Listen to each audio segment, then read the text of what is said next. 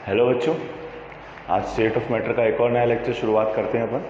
इसमें सबसे पहला जो आता है वो आप लोगों के आता है Boyle's law.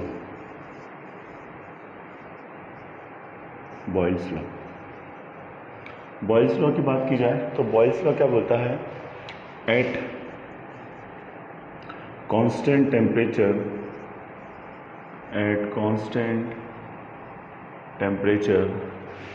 The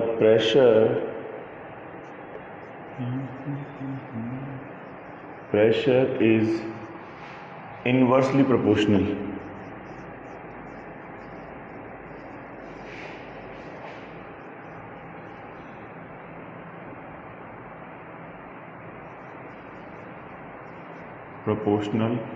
to the volume। Gases law के कॉन्सेप्ट की बात करें, सबसे पहला जो गैसेस लॉ में आता है कि प्रेशर जो रहता है वॉल्यूम के इन्वर्सली प्रोपोर्शनल रहता है। ठीक है। इसमें कहाँ टाइम क्या है? टेम्परेचर जो रहता है वो क्या रहता है? कांस्टेंट रहता है। Temperature is constant over here and pressure is inversely proportional to the volume, is known as the Boyle's law. ठीक है। अब प्रैक्टिकली गैस के बारे में सोचो, टेम्परेचर अगर कांस्टेंट रखे और बलून है, मैं उसको ऊपर से प्रेशर लगा रहा हूँ तो वॉल्यूम क्या हो जाएगा? कम हो जाएगा। वॉल्यूम कम होने का कारण क्या होगा कि गैस के बीच का जो इंटरमॉलिक्यूलर डिस्टेंस है वो बहुत ही ज़्यादा होता है, जिससे गैस के मॉलिक्यूल्स क्या हो सकते हैं? पास आ सकते हैं। स्पेस है उनमें कंप्रेस होने के लिए, क्या है? स्पेस अवेलेबल है उनमें कंप्रेस होने के लिए। तो इसमें ये वाला कॉन्सेप्ट अप्लाई करते हैं। ये वाली बात क्लियर है कि pressure is inversely proportional to volume. I hope this point is clear for all of you. ठीक है। अब देखो इसमें एक इंपॉर्टेंट बात, इन्होंने क्या बोला? अच्छा, प्रोपोर्शनलिटी का साइन हटाएंगे तो एक कांस्टेंट आ जाएगा K/V बराबर है। तो PV इज इक्वल टू क्या हो जाएगा आप लोगों के? K कांस्टेंट है। ठीक है, K क्या है? कांस्टेंट है। अब मैंने बोला कि किसी रिएक्शन के लिए, किसी भी गैस के लिए P1 V1 is equal to K है और P2 V2 is equal to क्या है आप लोगों का? कि reaction A reaction B, reaction A reaction number 1 और रिएक्शन नंबर 2 से अगर इन दोनों का मल्टीप्लाई कांस्टेंट है तो ये दोनों आपस में क्या होंगे? बराबर होंगे। P1 V1 is equal to P2 V2, P1 V1 equal to P2 V2। Simple सा फंडा, इजी सा कॉन्सेप्ट। ये इंपॉर्टेंट फार्मूला है जिस न्यूमेरिकल में इस्तेमाल होगा। इस तरह के न्यूमेरिकल को आइडेंटिफाई करने के लिए बोलेगा एट कांस्टेंट टेम्परेचर। क्या बोलेगा? टेम्परेचर जो है वो कांस्टेंट बोलेगा, या फिर पूरी रिएक्शन में टेम्परेचर की बात करेगा ही नहीं, प्रेशर वॉल्यूम इन सब चीज़ों की बात करेगा। तो इसका सेल्फ अंडरस्टैंड मतलब है कि प्रेशर जो है वो ऑटोमेटिकली क्या है आप लोगों का? कांस्टेंट है। क्लियर है ये कैसे काम करता है? Pressure is inversely proportional to the volume. अब देखो इसमें दो ग्राफ आएंगे। कैसे? पहला होता है प्रेशर और वॉल्यूम के बीच में। देखो प्रेशर और वॉल्यूम क्या है? एक दूसरे के इन्वर्सली प्रोपोर्शनल है। तो मतलब प्रेशर बढ़ाएंगे तो वॉल्यूम क्या हो जाएगा? कम हो जाएगा। इस तरह के ग्राफ तुम लोगों को आते नहीं होंगे, अभी से समझ लो। इन्वर्सली प्रोपोर्शनल देखो, यहाँ पे वॉल्यूम ज़्यादा है तो प्रेशर क्या है? कम। जैसे जैसे प्रेशर इंक्रीज हो रहा है वॉल्यूम क्या हो रहा है? कम। प्रैक्टिकली सोचो, बलून, गैस का बलून है, उसको कंप्रेस कर रहे हैं, तो जैसे जैसे प्रेशर इंक्रीज करेंगे वॉल्यूम क्या हो जाएगा? ऑटोमेटिकली क्या हो जाएगा? रिड्यूस हो जाएगा। तो इसमें स्टेटमेंट में क्या आ जाएगा? Pressure is inversely proportional to the volume at constant temperature. अगर टेम्परेचर कांस्टेंट है तो उसका रिलेशन ये होगा T1। फिर सिमिलरली ग्राफ ऊपर की तरफ जाएगा, ये हो जाएगा T2। क्लियर है? T2 is greater than T1। अगर मैं और टेम्परेचर बढ़ाऊंगा तो क्या होगा? प्रेशर क्या होगा? इंक्रीज होगा। टेम्परेचर बढ़ेगा तो प्रेशर क्या? तो ग्राफ देखो ऊपर की तरफ शिफ्ट होगा। एक तो ये वाला ग्राफ होता है, एक ग्राफ होता है प्रेशर और अपना क्या बोलते हैं वॉल्यूम के, 1/वॉल्यूम के बीच में। कैसे? ये 1/वॉल्यूम मैंने इसको मान लिया x है, 1/v को क्या मान लिया? x। अब ये दोनों देखो एक दूसरे के क्या हो गए?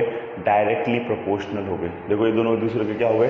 Directly proportional. 1/x मतलब ये ग्राफ जो है स्ट्रेट लाइन आएगा। ये वैल्यू ज़्यादा तो ये वैल्यू कम, ये भी कम, ये भी कम, दोनों एक की बात है। तो ये दोनों आपस में क्या हो गए? रिलेटिव हुए। तो 1/v का ग्राफ ऐसे आएगा और v का ग्राफ जो है इस तरीके से आएगा। ये चीज़ तुम्हें पता होनी चाहिए। क्लियर है कि प्रेशर और वॉल्यूम के बीच में क्या रिलेशन होता है? At constant temperature the pressure is inversely proportional to the volume. Clear? Next,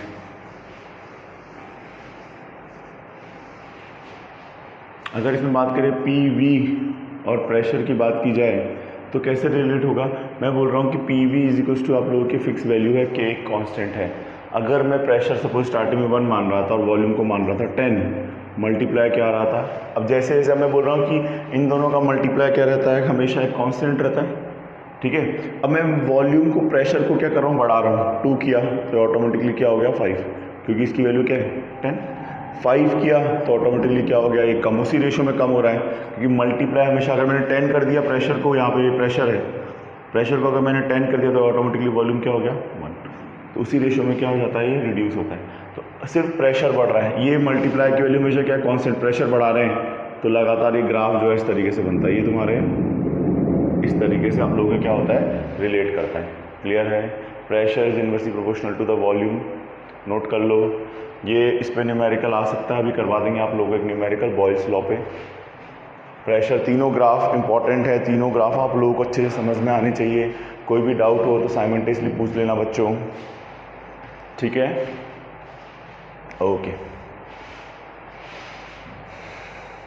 अच्छा, एक चीज़ समझो, मैंने बोला, अब तुम्हें पता है कि डेंसिटी बराबर क्या होता है? Mass upon volume. डेंसिटी बराबर मास अपॉन वॉल्यूम। अब मैंने फॉर्मुलेशन लिखा P1 V1 is equals to P2 V2। ठीक है, P1 की वैल्यू फिक्स रखी। V1 देखो यहाँ पे V को क्या ले सकते हैं? V इज इक्वल्स टू क्या हो जाएगा? M/D। और मैं बोलूँ if M is fixed, if M is fixed, mass को मैंने क्लास में बोला फिक्स रखा, सिर्फ वॉल्यूम को चेंज कर रहा हूँ। मेरे क्लास में 5 बच्चे थे तो 5 बच्चे ही रहे, लेकिन इस बार मैंने क्लासरूम बढ़ा ले लिया, तो उस वाले में मास को फिक्स रखेंगे तो मास तो फिक्स हो गया और सिर्फ ये D1 आ जाएगा। क्यों? M इज फिक्स, लिख लेना है, M is fixed over here. फिर P2 is equals to M in upon D2। ठीक है, M से M आप लोगों का कैंसिल हो जाएगा, तो रिलेशन क्या आ जाएगा? P1 इसको क्रॉस मल्टीप्लाई कर देंगे D2 D1। डेंसिटी के रिस्पेक्ट में आप लोगों का ये वाला रिलेशन इस्तेमाल हो सकता है। नोट कर लो, बॉयल्स लॉ।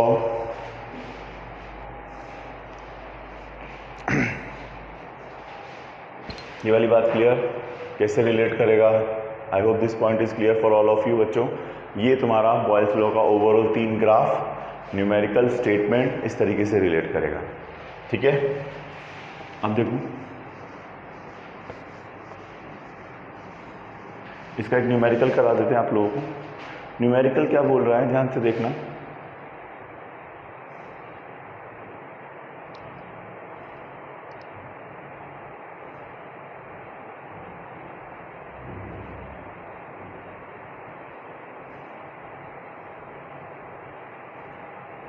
देखो इस तरह के न्यूमेरिकल में क्या होगा, जरा देख लेते हैं बुक में कैसे स्टेटमेंट्स देखने को मिलेंगे आप लोगों को।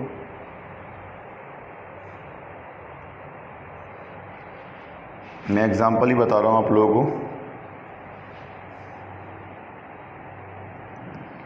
एग्जाम्पल 5.1 मैं सिर्फ बोल के बता रहा हूँ, वैल्यूज़ को तुम्हें लिख के बता दूंगा। उसने क्या बोला? A balloon is filled with a hydrogen. Hydrogen gas से भरी है। देखो गैस की बात कर रहे हैं, पूरा चैप्टर गैस पे ही चलने वाला है। ठीक है, it will be burst the pressure of 0.2 बार। 0.2 बार से क्या हो, जैसे ही एक्सीड हो जाएगा वो क्या हो जाएगा? बस्ट हो जाएगा। इफ 1 बार प्रेशर 0.2 बार, और उसने क्या बोला? 1 बार प्रेशर पे वॉल्यूम क्या दे रखा है आप लोगों को? 2.27 लीटर दे रखा है। 1 बार प्रेशर पे क्या दे रखा है? वॉल्यूम क्या दे रखा है? 0.27। आप लोगों को क्या निकालना है? अच्छा देखो, इस तरह क्वेश्चन में कहीं भी टेम्परेचर की बात, 2 तरीके होंगे, या तो वो स्टेटमेंट में क्लियर बोलेगा टेम्परेचर कांस्टेंट है, या फिर वो टेम्परेचर की बात ही नहीं करेगा। 2 तरीके हैं, दोनों में से एक तरीका इस तरीके से अप्लाई करने का है आप लोगों को। ठीक है, तो नेक्स्ट जो आ गया आप लोगों का क्या हो जाएगा? P1 V1 is equals to P2 V2।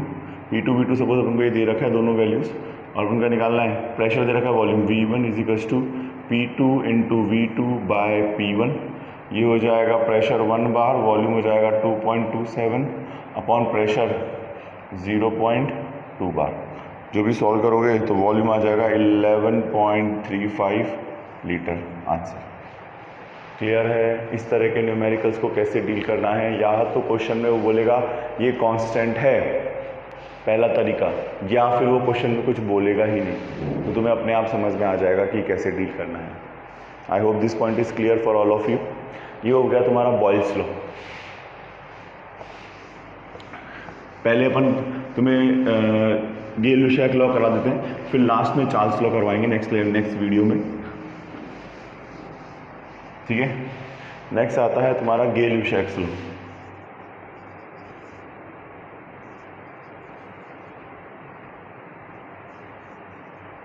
ये साइंटिस्ट के नाम पे है, गेल-लुशैक लॉ। उसने क्या बोला,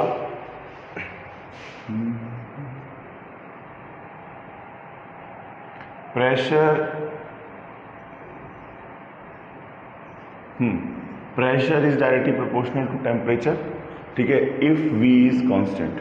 अगर वॉल्यूम को कांस्टेंट रखा जाए तो प्रेशर जो रहता है वो हमेशा टेम्परेचर के डायरेक्टली प्रोपोर्शनल रहता है, ठीक है। प्रोपोर्शनलिटी से हटाएंगे तो के आ जाएगा T, P T is equals to क्या हो जाएगा के। सिमिलरली अपन ने किया था P1 by T1 is equals to K, similarly P2 by T2 is equals to K. Equation A और इक्वेशन बी से P1 by T1 is equals to P2 by T2, ये आपका रिलेशन इस तरीके से अप्लाई होगा। क्लियर है?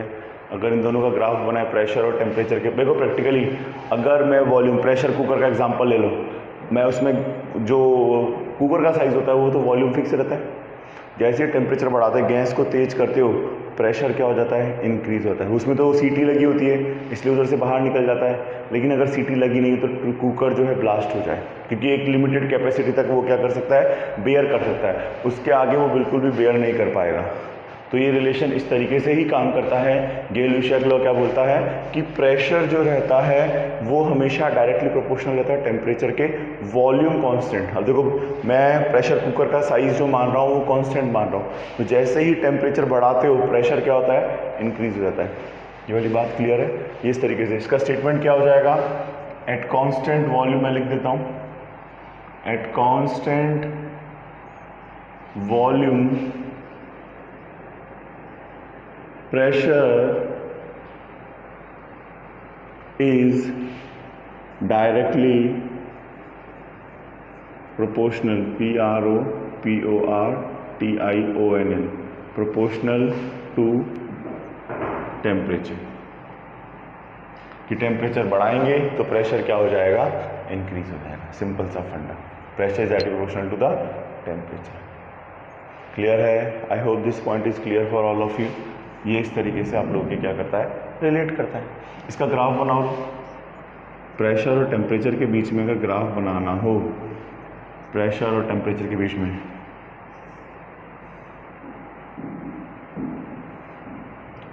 तो ये क्या आएगा, स्ट्रेट लाइन आएगा, ठीक है। ये वाली बात क्लियर है? I hope this point is clear for all of you. तो ये तुम्हारा इस तरीके से गेल-लुशैक लॉ के at constant volume pressure is directly proportional to the temperature. Clear? Next आता है एवोगैड्रोस लॉ।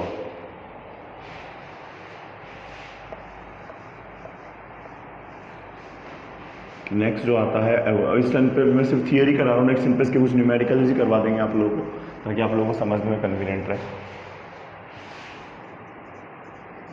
ये अपन ने फर्स्ट चैप्टर में भी पढ़ा है, एवोगैड्रोस लॉ। उसने क्या बोला,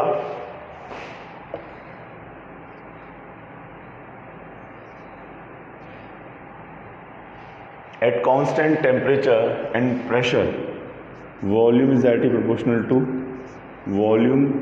प्रोपोर्शनल टू n, ठीक है। मैं स्टेटमेंट लिख देता हूं, at constant temperature and pressure